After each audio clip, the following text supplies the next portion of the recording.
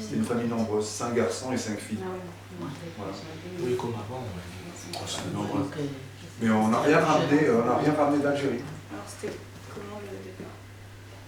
Le départ, alors le départ d'Algérie, moi je m'en souviens pas trop bien.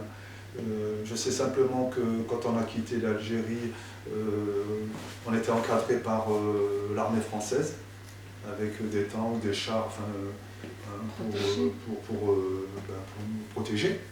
Et donc là, après moi je me souviens que, après ce transport-là, je m'en souviens pas. Ah oui.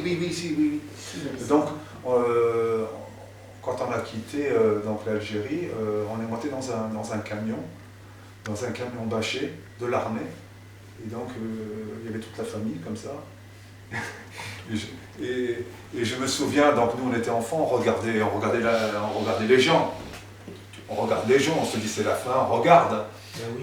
Et puis mon père, qui dit comme ça, c'est une phrase que je n'oublierai jamais, ne les regardez pas, tournez la tête. Parce qu'il ne voulait pas qu'on nous voit quitter le pays. Ah ouais. Je crois que c'était dans ce sens-là. C'est pas que l'histoire de la haine, il ne voulait pas qu'on tiens, monsieur Bouhoudi, il déménage, il part. C'est dans ce but-là, il dit ne les regardez pas.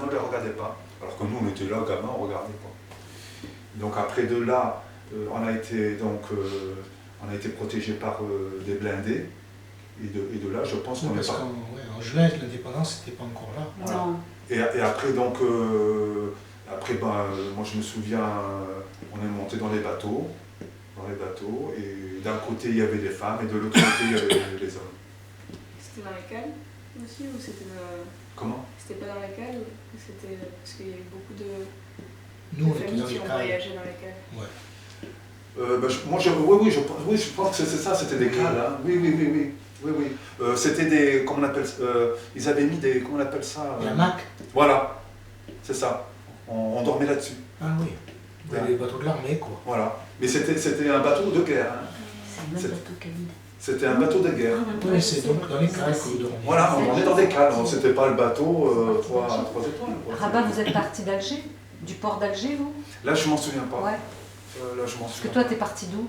Bougie. De Bougie, Ouais. toi. Nous, sur un bateau à près moteur. d'Oran. Désaffecté, Oran, réhabilité vite fait avec plein de lits.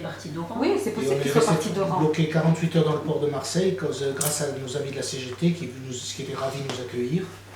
Donc ils avaient fait grève et on était bloqué 48 heures, il y a eu 7 morts sur le bateau. Et donc on était avec des musulmans et des pieds noirs, quoi. Et nous c'est pareil, on avait plein de valises, plein d'argent. Je plaisante, hein. Parce qu'il y a quand même une cousine à ma femme qui a demandé un jour à ma mère, à un baptême, alors Madame Regazacci, vous aviez beaucoup de capitaux quand vous êtes rentrée d'Algérie?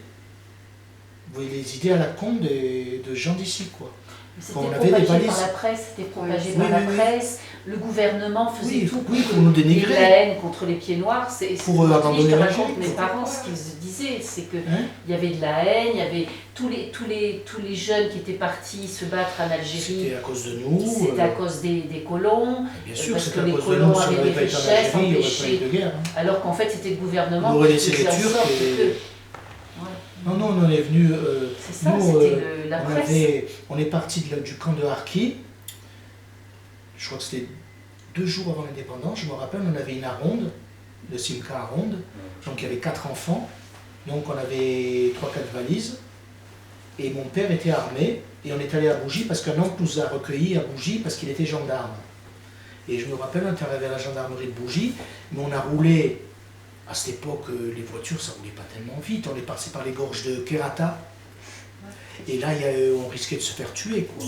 Et ça s'est bien fait. C'est là où il y a le plus de morts. Et on est arrivé à Bougie chez mon oncle. Je me rappelle, la gendarmerie, le colonel de la gendarmerie, quand on est arrivé, il y avait des caisses de munitions qui rentraient, les fusils mitrailleurs. Sur les toits de la gendarmerie, ils postaient les mitrailleuses, juste avant l'indépendance, tu vois. Et on était là, coincés. Pendant ce temps, mes parents ont cherché un bateau. Et quand il y a eu l'indépendance, on a vu le défilé des Arabes qui défilaient. Yahya Ben Keda, c'était Ben Keda en Kabylie. Bougie, c'est en Kabylie. C'était pas Ben Bella, c'était Ben Keda. D'ailleurs, il a été zigouillé. après par eux.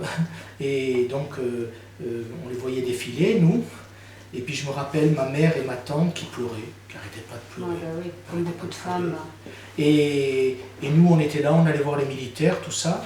Et puis, juste à l'indépendance, un félaga qui est venu, un chef, il a demandé au colonel de baisser les couleurs françaises et de mettre les couleurs algériennes. Alors le colonel il a dit, moi, baisser les couleurs françaises, on n'est plus chez nous, d'accord, mais les couleurs algériennes, moi, tant que je suis là, elles ne flotteront pas sur la gendarmerie. Et donc, quelques temps après, on a pris le bateau. C'était un bateau à moutons réhabilité, vite fait, quoi. Et donc, je te dis, on était dans des conditions déplorables d'hygiène et de tout ce que tu veux, quoi. C'était un bateau en quel mois C'est en juillet, début en juillet, donc de juste suite. après, un mois après. Juste après l'indépendance, parce que c'était le 5 juillet. Ouais, le 2 ou 3 juillet, quoi. Voilà. Et donc, on est arrivé à Marseille, on était bloqué donc à cause de la CGT qui faisait grève, pour pas qu'on débarque. Par contre, ce que je me... Ah oui, je voulais vous dire un truc que je me rappelle vraiment, comme Rabat, il y a des trucs qui marquent dans la vie, beaucoup de choses qui marquent. C'est quand on a quitté le bateau, quand on est parti de Bougie, qu'on avait les quais qui s'éloignaient, on commençait à quitter les quais. Il y avait marqué Algérie française, OS vaincra. Et moi, dans ma petite tête de gosse de 11 ans et quelques, je me suis dit, Guy, c'est la dernière fois que tu vois ton pays. Ah ouais. Tu vois, je savais que je ne reverrais plus jamais l'Algérie, ou que c'était plus mon pays, quoi. Et donc ça, je me rappellerai toujours. Et quand on est arrivé à Marseille, donc les gardes mobiles et les CRS qui nous fouillaient comme des chiens, surtout les gardes mobiles qui prenaient un grand zèle à nous fouiller, et la CGT quand ils déchargeaient ceux qui avaient ramené des affaires, les grues quand ils sortaient nos cadres ou nos voitures, les voitures ils les lâchaient à 3-4 mètres de haut, pour qu'elles s'écrasent, ils trempaient les cadres dans l'eau pour que ça détruise tout avec l'eau salée, tu penses. Et là, la CGT l'a fait, ils s'en sont donnés à cœur joie sur les pieds noirs. Il faut dire quand même que, enfin, moi je le dis ouvertement parce qu'il ne faut pas trop le dire, que les socialistes et les communistes ne nous aiment pas. Même maintenant. Maintenant, en période électorale, j'ai fait, mais alors franchement, j'ai fait une analyse de ça, personnelle. Hein. On m'a demandé sur une liste, donc socialiste, je vais première réunion. Après, on discute entre nous. Bon, qu'est-ce que tu fais, toi, ça? Moi, je suis fille de harki. Et là, tu vois les visages se refermer. T'as vu le préfet? Hein? Le préfet. Ah oui, moi je... T'as vu le préfet? Moi je m'en souviens. Et j'aimerais bien savoir, justement, je vais mener mon enquête, savoir de quel parti il est. Parce que